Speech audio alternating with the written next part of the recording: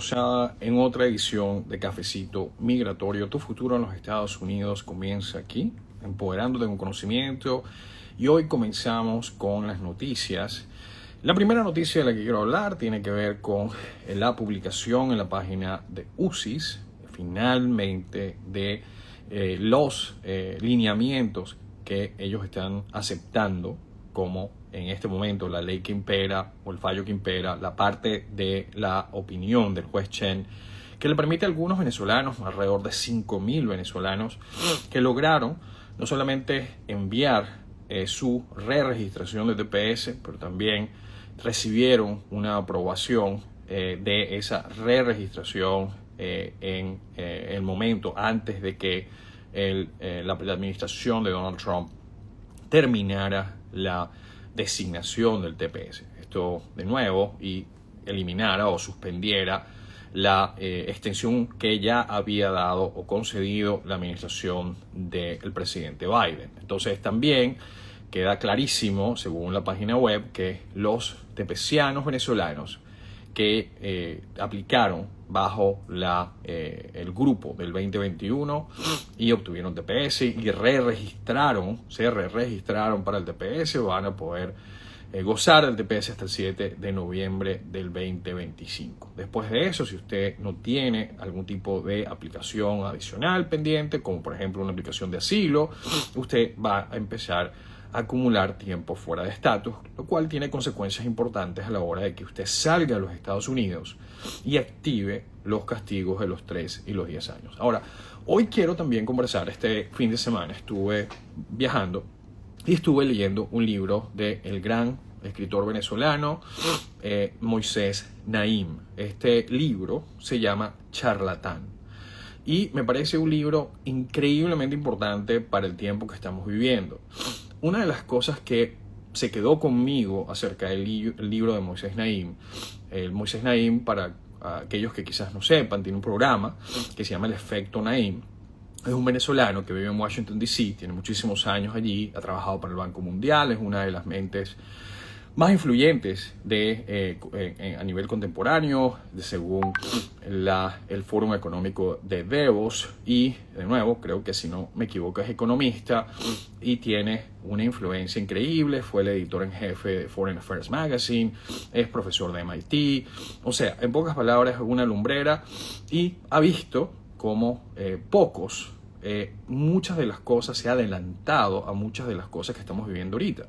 Él ya había advertido un poco el ascenso de Donald Trump al poder.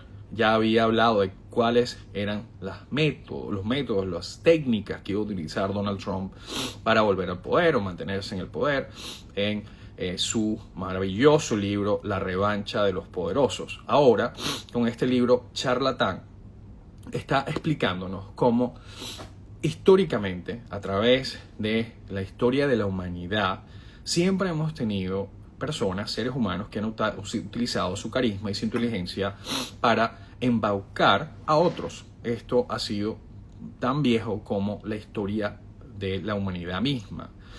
Y una de las cosas que se quedó conmigo es, él enfatiza en su libro la cosa que un charlatán nunca va a tratar de hacer es cambiar tu manera de pensar. Un charlatán nos manipula, no pidiéndonos que cambiemos nuestras creencias, sino más bien aprovechándose y respaldando nuestras creencias. Entonces, esta es una táctica psicológica que permite que este charlatán logre manipular a las personas, embaucar a las personas, diciéndoles exactamente lo que ellos quieren escuchar.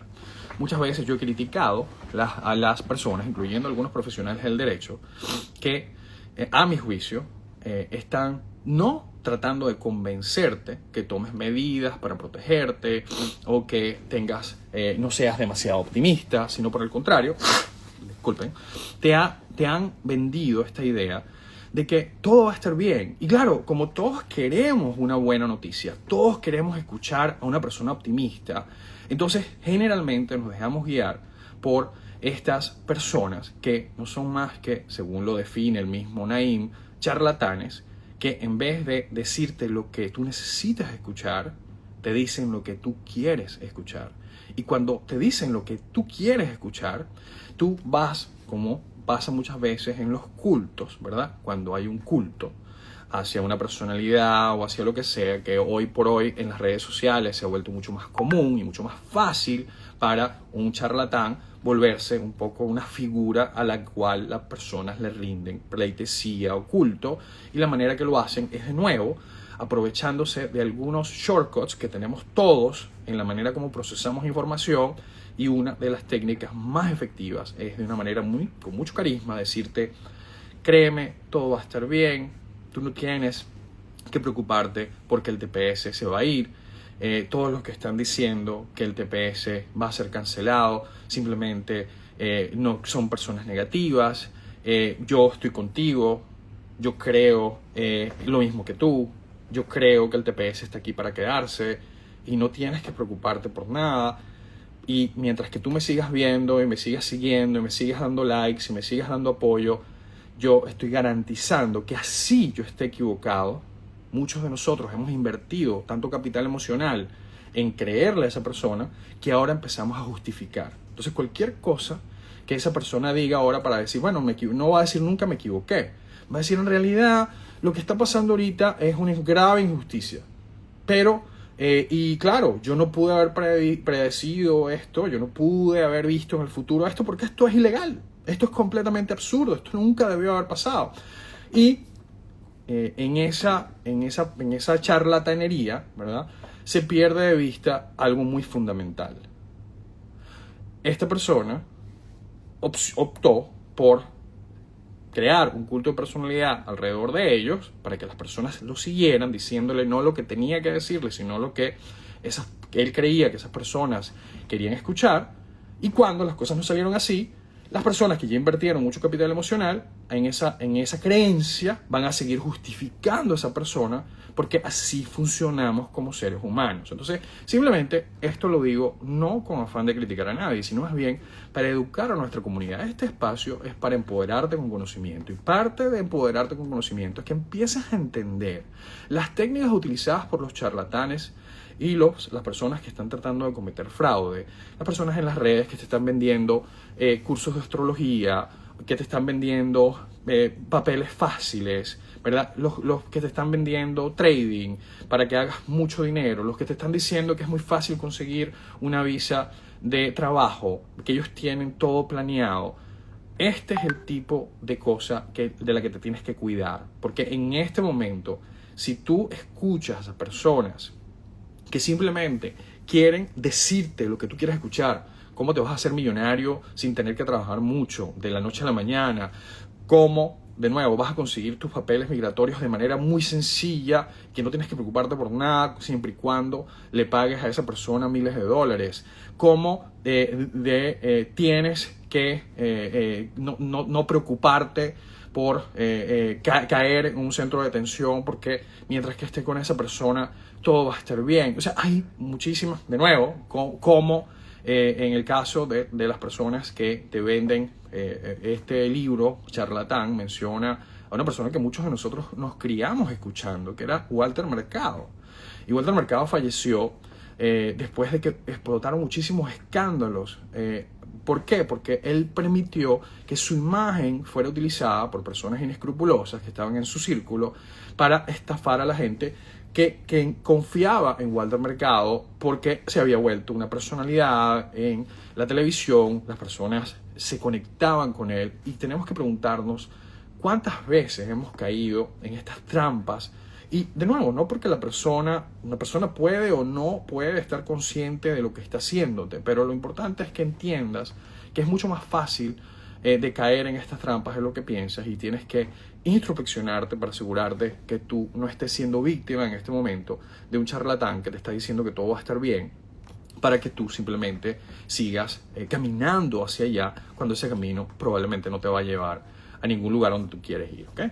Entonces, bueno, eso era un poco un repaso del libro Charlatán de el gran escritor venezolano Moisés Noim, pensador, economista, La próxima pregunta tiene que ver con las nuevas restricciones, que ya no son tan nuevas, ¿verdad?, de solicitud de visa de los Estados Unidos. Los venezolanos, como lo anunciamos en este programa, ahora tienen que hacerlo exclusivamente en la Embajada de Bogotá, a menos de que tenga residencia en este tercer país donde están pidiendo la visa. Si usted, por ejemplo, es venezolano y se mudó a Chile y es residente permanente de Chile, usted puede utilizar la Embajada de Estados Unidos en Chile para pedir una visa. No tiene que ir a Bogotá, siempre y cuando usted pueda demostrar que es residente de ese país.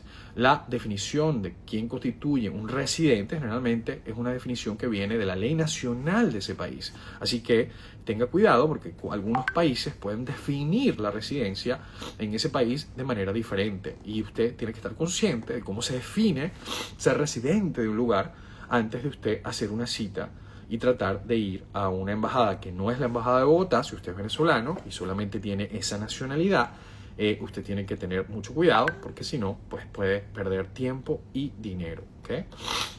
La próxima noticia tiene que ver con el cierre del gobierno.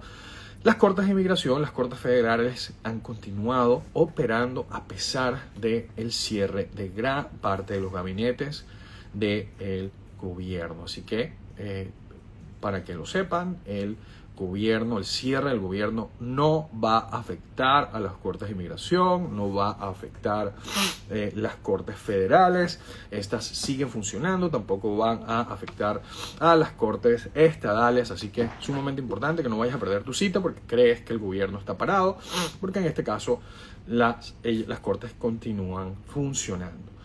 Una cuarta parte de los agentes del FBI están ahora asignados a inmigración, lo que podría poner en peligro, obviamente, otras prioridades de seguridad nacional. También un número importante de agentes de ICE que se dedicaban a pelear el crimen cibernético, el cybercrime, también han sido reasignados a labores de llevar a cabo redadas migratorias en lugares como Chicago, Los Ángeles y Washington, D.C. También hemos visto en Nueva York y en Denver, Colorado. Todas estas ciudades en Estados Unidos han visto un incremento importante de actividades de agentes de ICE del FBI, que ahora están llevando a cabo, están tomando o participando de manera activa en estos operativos de inmigración, de detención de inmigración.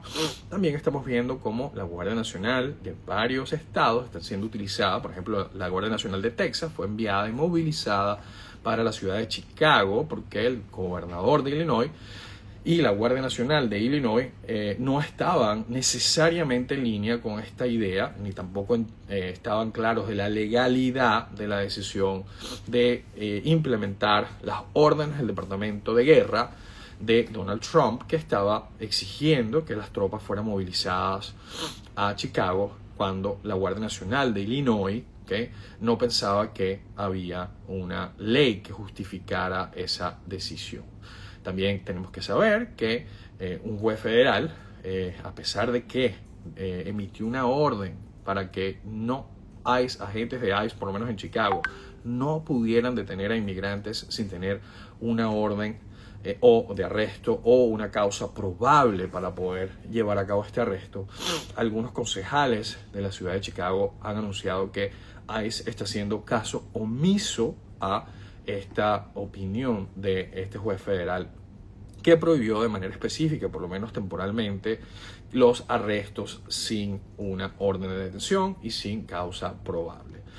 También han aumentado los actos de violencia en contra de agentes de ICE, llevando a cabo estas redadas migratorias. Esto es importante porque históricamente en los Estados Unidos se ha respetado, la ciudadanía ha respetado la autoridad. Creo que la legitimidad de estas redadas migratorias, los cuestionamientos jurídicos que se están haciendo, están teniendo como resultado que la población empiece un poco a quitarle el respeto o a perderle el respeto a los agentes de orden público de ICE, porque sienten que están llevando a cabo actos que son en contra de la Constitución de los Estados Unidos, en contra de los derechos civiles de los inmigrantes, y por ende pues estamos viendo un aumento en estos actos de violencia. Los cruces fronterizos, según lo reporta algunas encuestas y medios de comunicación social, ha bajado en un nivel más bajo que el que habíamos visto en 1970. ¿Okay? Según lo anuncia el New York Post, que es un periódico conservador de Nueva York, alineado ideológicamente con Donald Trump. Así que bueno, tenemos que tener cuidado cuál es la fuente de esto, pero ellos celebran que es la frontera más segura que ha tenido los Estados Unidos en su historia. De nuevo, que eso sea verdad o no, eso es debatible, pero por lo menos eso es lo que está diciendo el New York Post, que no es el New York Times, es el New York Post, que es un periódico un poco amarillista, ¿no? UCIS ha actualizado ya, como les dije, entonces su página oficial para reflejar la decisión judicial que extiende el estatus de protección a 5.000 venezolanos hasta el año 2026, octubre del 2026. Y también sabemos que el grupo de venezolanos del 2021 tiene la extensión hasta el 7 de noviembre. Sintiéndose desesperados bajo custodia, muchísimos inmigrantes están optando por abandonar sus solicitudes de asilo y pedir salidas voluntarias. Esto está ocurriendo con miles de inmigrantes que, al no poder obtener fianzas migratorias, no están aguantando las condiciones de detención en la mayoría de los centros de detención migratoria. Muchos de ellos, personas mayores que necesitan medicina, se están viendo en una situación donde sus medicinas no se les están proveyendo a tiempo, donde sus condiciones médicas están empeorando porque no reciben ni tienen acceso a ningún tipo de salud, o a la salud que reciben es una salud bastante mediocre, y esto está teniendo como consecuencia que más y más inmigrantes decidan abandonar el país. La mano de obra del inmigrante que impulsa la economía estadounidense está en este momento siendo ignorada en gran medida por muchísimos los artículos que celebran esta campaña de terror de Donald Trump. Creo que las consecuencias económicas de esta campaña de terror las vamos a estar viendo. El mismo Joe Rogan, que es una de las voces que históricamente había estado en pro de la elección de Donald Trump, ha dicho sin ninguna duda que no apoya la manera como se está llevando a cabo estas redadas que están poniendo en peligro el orden constitucional. Una de las figuras más influyentes de los Estados Unidos, el podcast más escuchado en este momento, Joe Rogan, está poniéndose en contraposición con la administración de Donald Trump.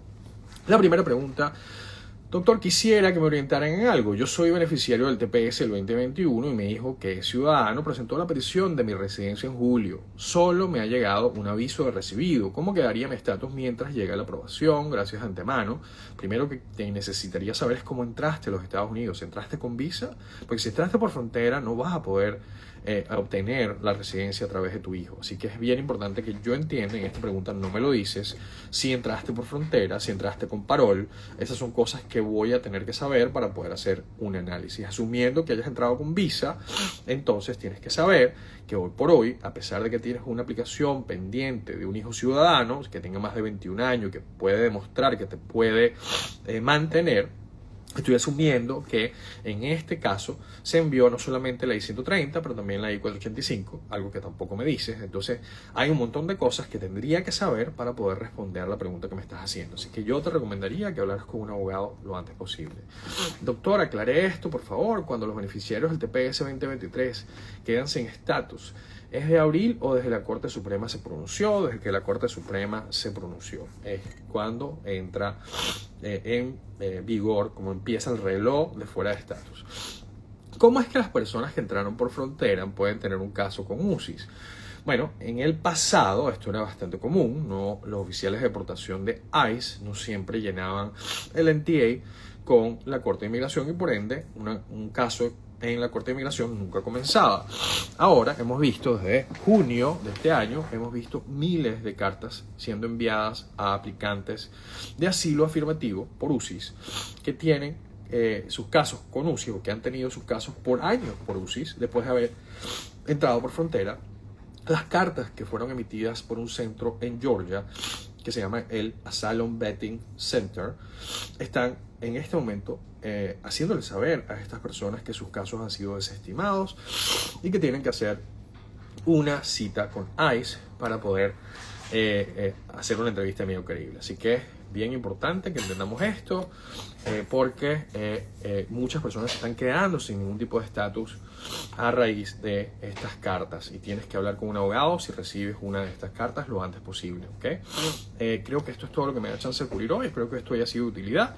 Nos vemos mañana. Hasta luego. Que tengan un excelente resto de la semana. Chao, chao.